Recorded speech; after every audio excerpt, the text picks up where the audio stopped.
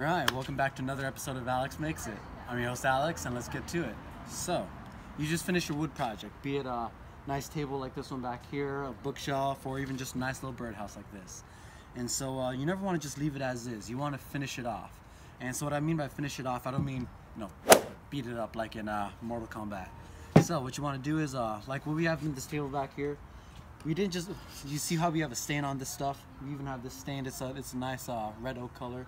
But after that, you want to give it a nice clear coat on top. So what we use for this table over here is this thing called Spar Urethane. It's by Varathane here, and so it gives this nice clear coat on top, and it really protects it from the mildew, the rain, and all that stuff, scratches, and just really stops the wood from rotting.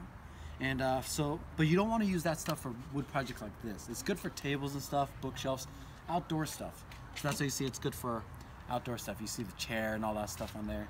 For stuff like birdhouses, more delicate stuff, you want to use something more like this Danish oil right here. This is what we're using today. This is what I'm going to show you to use. And so the difference between Danish oil and this is, for urethane, you want to brush it on. You give it some nice strokes, 2 or 3 layers. But for Danish oil, one coat's enough. And so what's different about this is you want to use your gloves. So here we have our gloves. Let's get these on.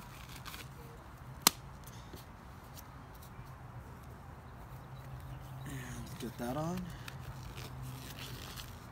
Just a simple video today. And all we're using is a paper towel. Nothing too complicated. So all you do is you open this up. And what I don't like about this Watco stuff is the stuff is good. The stuff is good, but the cap itself is just so hard to take off. I don't know why. So I had to take it off before all this stuff. But anyways, you just grab some, get it on your napkin here, and all you do, simple as that, is you just rub it on. Get it on there as much as you can. You don't want to use toilet paper because that stuff does, kind of get all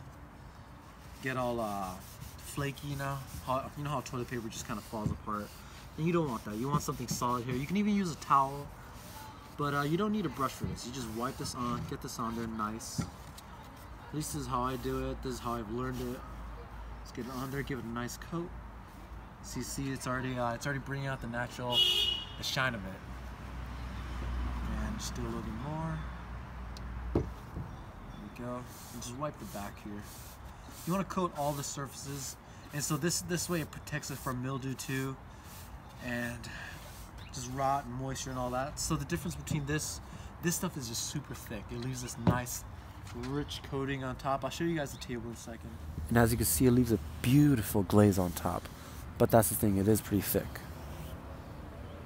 And yeah, compared to this, it's more liquidy, watery. So it leaves a thinner texture on there.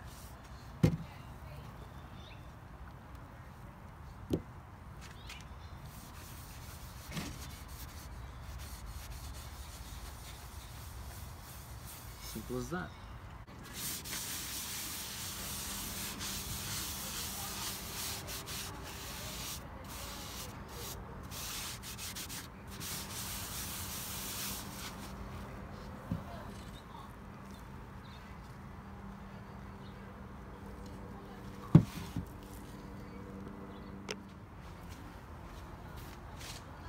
See, nice and simple. Just like that, we're done. Took less than 2 minutes.